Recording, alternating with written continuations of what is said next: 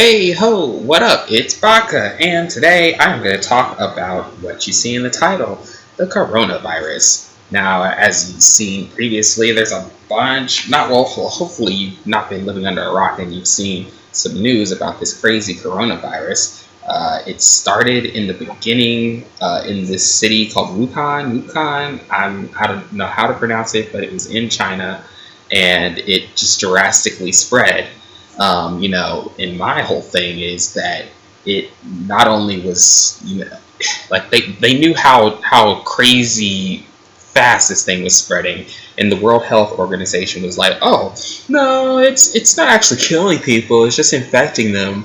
But they found out that it's like a 2 week incubation period. So there's people who don't even know they're infected and showing signs of it until 2 weeks. So we could have hundreds and thousands of different cases that just haven't boiled up yet ever since it started. And, just the people are just so irresponsible. There's this Chinese New Year. I mean, I'm here to tell you guys not to order anything from China, until we figure this thing out because it's crazy. Like it's killing people, especially older people who just have pre-existing health conditions. It seems like it goes for older people who just have health conditions, and not everybody can afford. Some people aren't anti-vaxxers, and they can't afford buying things like that. Buying things to be able to protect themselves or be able to have health insurance. So it's literally people are being selfish, trying to go to, see their family or something like that during this Chinese New Year because it's the only day they have off. But they're going to infect like hundreds of thousands of millions of people who don't have it and have a weaker immune system, and be killing people just to be able to see one person out of the year. And there's people who's just sneaking out of the barricades to be able to go live with people or whatever, and then just infect them, and then they have to suffer the hardship and quite possibly die from this thing. Now, there's a lot of people who say, "Oh, well, it's not really going to be deadly. It's not. It's not really. They're just nonchalantly just letting it kind of go on." But it's like, no, man. And the World Health Organization just now, like maybe 2 days ago, just now announced that it was an epidemic and we need to start doing things about it. But they announced it far too late because there's just so much things. Like I'm reading an article right now where a guy has died from the Philippines, and granted he was 44, and he had pre-existing conditions, but him and everybody on that flight is infected now, and everybody who that person on that flight contacted or talked to or anything is infected now. It passes on too quickly. And what I'm trying to do is, we need to be able to wear face masks, at our job, at our place, because it's here in the States now. I mean, there are cases where people are coming back from China because they visited and they're trying to get out of there, or they were studying abroad there, but they're making 1,000 different buildings, for people to be treated in. So that's 25. That's 250 people who potentially could have the SARS virus in our state coming back from China because they're U.S. citizens. Like at that point, if it was up to me, like they would need to stay there because they're over there in China. Like they're U.S. citizens, but we can't take the risk of we're trying to take back one or two. We're trying to take back 250 for 1 million to 2 million people who live in this country. It makes no sense to me. Like we need to think smart about this and just work vigorously to solve the virus. And I know some of you may think I'm being harsh, but I know deep inside you're like, that's not harsh because it's hurting other people. I mean, let's see. Let's take a look at this article that I have here, and then we're gonna watch some videos about this issue because it makes no sense. We know what we need to do to get this thing from going. It's crazy but a lot of people are still trying to stay morally correct, not to leave one behind, kind of thing. And even if I had gotten it, I would want you to keep me comfortable, but I don't want to get sick. You know what I'm saying? So it's very selfish of just everybody to pretend like these plagues and things didn't exist. You know, years ago, that killed years and years and years ago, that killed multiple millions of people until we found a vaccine. Um, you know, and so this article from from the Philippines, there was the guy and this girl who was traveling with him. This woman that was traveling with him ended up getting positive for that, and the guy just previously died. And there's just everybody's closing up their borders now, like recently. So there's people who have already gotten in. Because World Health Organization was like, oh no, it's not anything, and China was trying to hide as much people that are actually that actually have the virus there. They were trying to hide. So I mean, it's probably like 4 times, 5 times, 18 times more than what they actually said or what they're saying.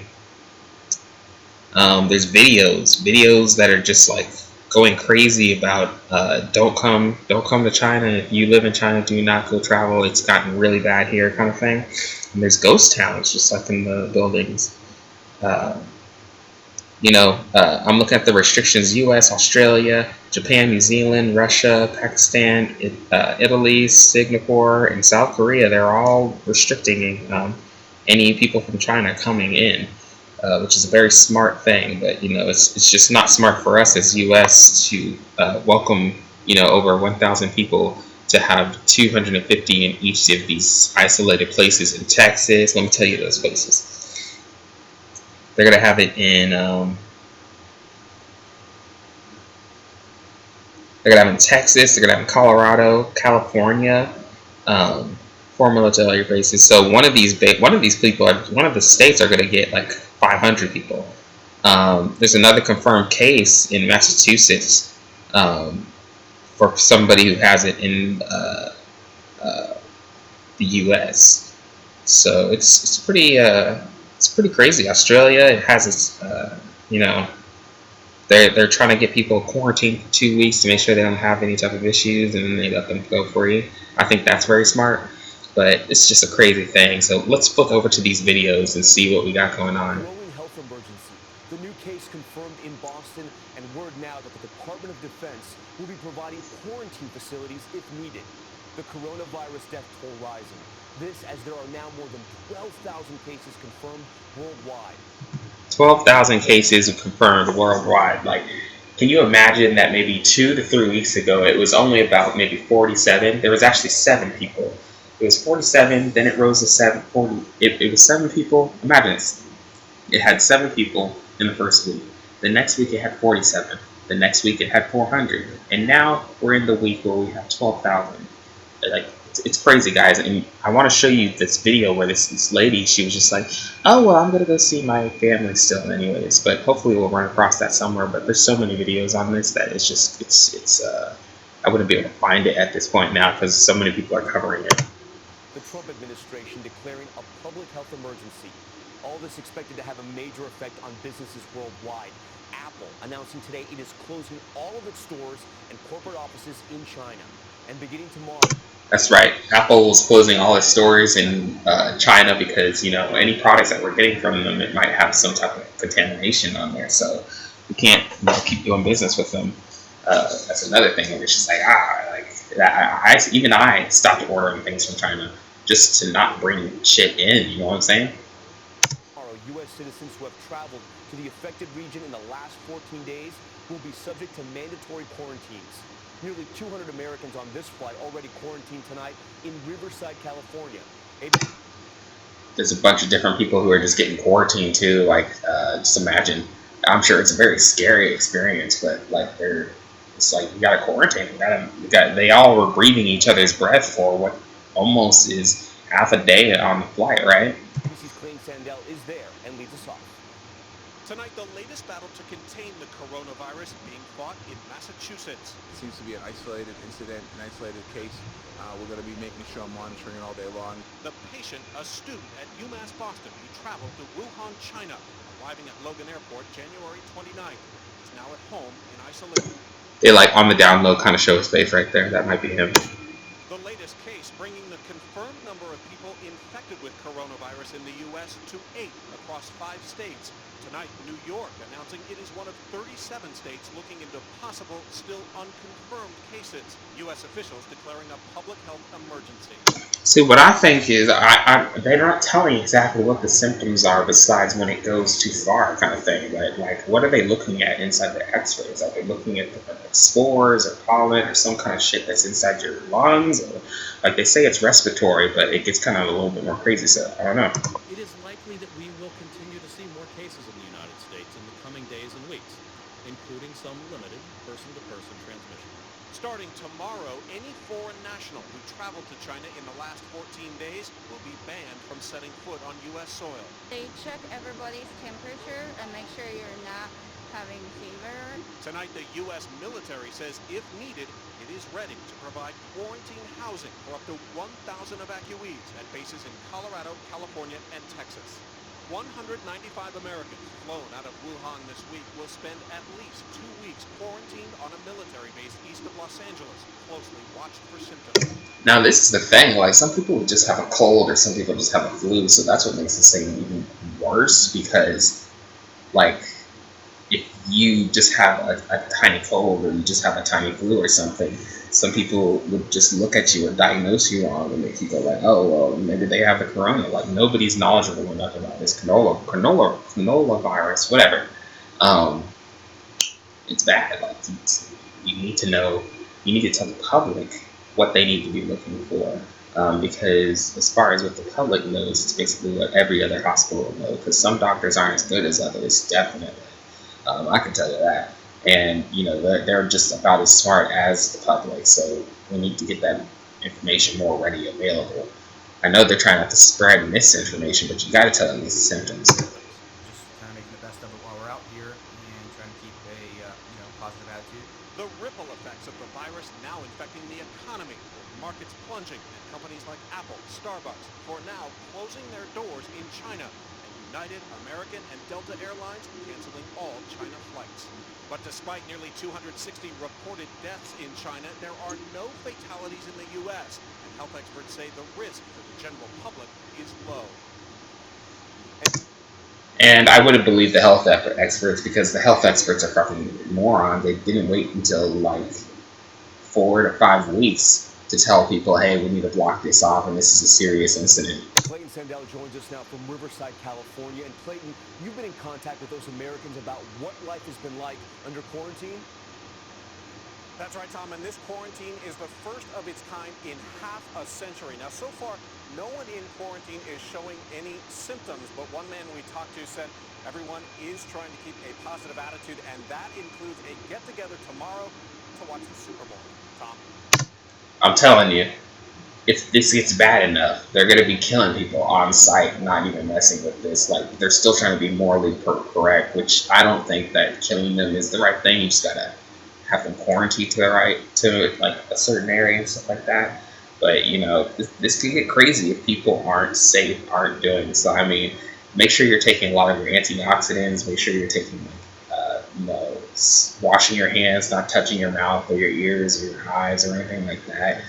Just be very safe until you get home. Make sure your house is clean, your room is clean. It's a very serious, thing. All right, Clayton Sandell for us tonight from Riverside. Hi everyone, George Stephanopoulos here. Thanks for... Yeah, we're not trying to look at that. Let's see at this next video. So we need to get the facts straight. How does this virus work? How does it transmit? Where does it want to go? And let's protect ourselves. I'm Dr. Peter Lin. I'm a family physician in Toronto, Canada. Okay, Peter Lin. And basically what these viruses are, they look like a tennis ball with all these spikes sticking out of it. And depending on the type of spike, it allows that virus to attach to certain places. So some viruses, they have the spike that attaches to your nose. So basically you just get a common cold. But the SARS virus, and this new virus that we're talking about, has the spike that allows it to attach to the cells in your lung. And when it attaches there, it puts in information to make photocopies of itself. So it uses our equipment to make more viruses. I'm declaring a public health emergency of... Shit, I didn't know that. Look at this date. Look at this date up here. It's January 30th, 2020, when they finally declared a state of emergency. Guys, we've known about this almost since early December, and they were fucking around. You know what I'm saying? Like, this is why I'm upset. But I didn't know there was like different types of virus, which I should know. But different types of viruses that some just give you like that common cold stick, and then the other ones, the ones that stick inside your respiratory system. But even then, that makes sense to put a little eucalyptus oil above your nose, something like that, because either way, it's going to be coming into your nose or your mouth or your ears. So I mean, the safest place you could put it is around your neck for your mouth and around your nose, up on your nose for your just to kill that bacteria beforehand. International concern over the global outbreak of novel coronavirus. Most of the coronaviruses live in animals. In this particular case, it was from Wuhan. There was a fish market where they were selling live animals. And the thought is that the virus was in a live animal, then it crossed into a human. But then what we found was that people were getting sick in terms of healthcare workers, in terms of family members that were looking after them, which now meant that the virus could pass from human to another human. Isn't it crazy how we knew exactly how we knew that it was going around, but as soon as we started announcing it, bodies were just fucking dropping. Just like all viruses, it needs to reach a target, which is your lung, and it has to get there with your help. It has no feet and no wings, so therefore it needs us to move it there. So that's why we keep saying, don't hang around sneezy people because you're going to breathe it in, and don't touch your face because that's how the virus is going to get it. The masks are helpful, but they're not necessary because they're leaky. The ones that you and I buy basically have pockets here, so therefore the virus can get in. What the masks really do is they stop us from touching our face. If you're sick, we tend to mask you, so therefore you're not spewing out the viruses to other people sitting around you. The true people that have the real masks are the N95. Those are sealed. These are for the doctors that may be caring for the patients.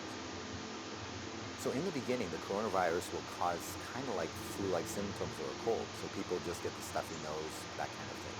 But you'll understand that as soon as that virus starts manufacturing in your lung cells, they're producing all these copies of the virus, all of a sudden now you kill the lung cells. So now you can't exchange oxygen.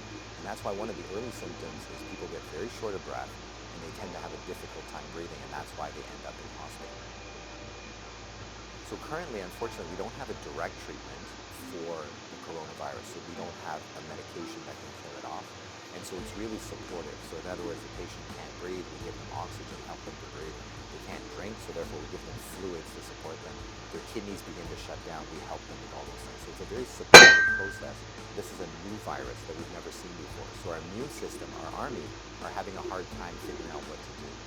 So usually what we have to do is we make something called antibodies. So these are things that can grab onto the spikes that we see on the virus, and it will get rid of the virus for you. That's pretty important. That's pretty cool. So I guess that's when they're making the certain viruses that can kind of cater to that type of form of it. They can stick like that. Cool, sweet. That will actually bring you back to good health. So therefore, the elderly may have a worse outcome, and of course, the young children. So the babies, their immune system is not so good either. So they may not make those antibodies as well. So just remember, your hands may be with virus. Virus cannot hurt you because it can't get through the skin. But the moment I do this, now I've brought the virus right to where it wants to go. So let's remember not to touch our hands to our face. So let's say you think that you might have been on a plane or you might have bumped into somebody that has it. What should you do? So the first thing is to contact a healthcare worker to tell them that potentially you have it. If you're feeling symptoms and you're going to go into a facility, call ahead. Okay? So whether you're calling the paramedics or whether you're calling the hospital or your doctor, just mention that you were on a flight. If you don't have any symptoms, then what we do is a little bit of a self-quarantine. In other words, we can just keep you away from other people, and so you don't go into parties, don't go with your friends, don't go into public transportation. So we can contain it very easily by making sure that you do a self-confinement, so to speak, for the, let's say, 7 to 14 days is the longest incubation time. So after that, if you're feeling well, then you don't have anything to worry about. See, that's what I was thinking is a good kind of formal way to do it. But man, this thing is crazy.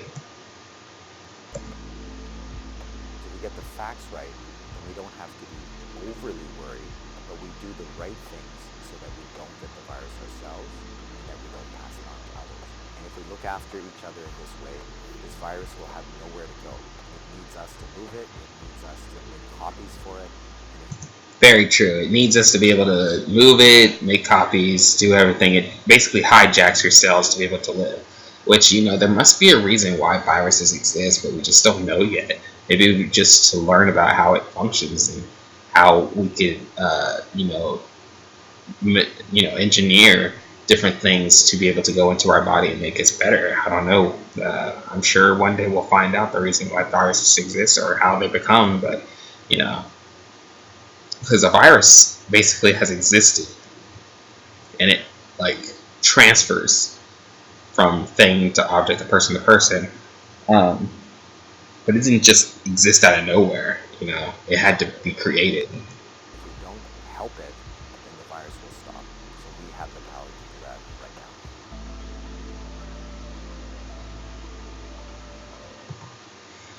But yeah, I mean, guys, just be very careful out there. I want to do a little video of this. Hopefully this hasn't been too long, 20 minutes or so. But want to do a little video of this to just, you know, stay safe, guys. You know, try not to be around people who are sneezing as much as you can. If you do, keep a little bit of, you know, eucalyptus oil so it'll be right there above your nose, keep you nice and safe. It'll go into your nose. Anything that tries to pass through it might get killed off because it just has the strength of it. And, you know, it's a little bit bothersome for the eucalyptus oil, but if I look it up, it probably lasts. How long does eucalyptus last on the skin? How long does eucalyptus?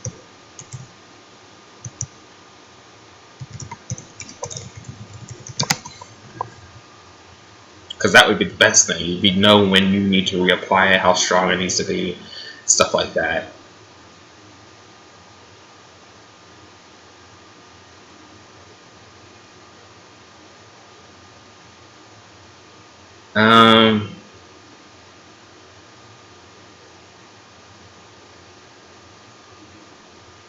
I guess it doesn't show, but my experience is probably about maybe 2 to 3 hours. Fresh cheese,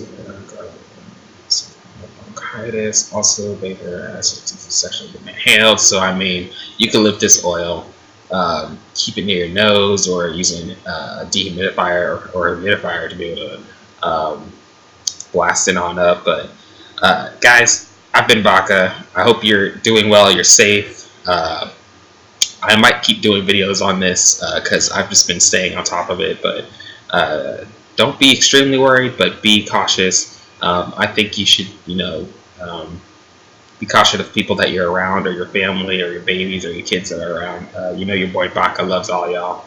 Even if you hate me, I still love you. So take care, and I'll talk to you.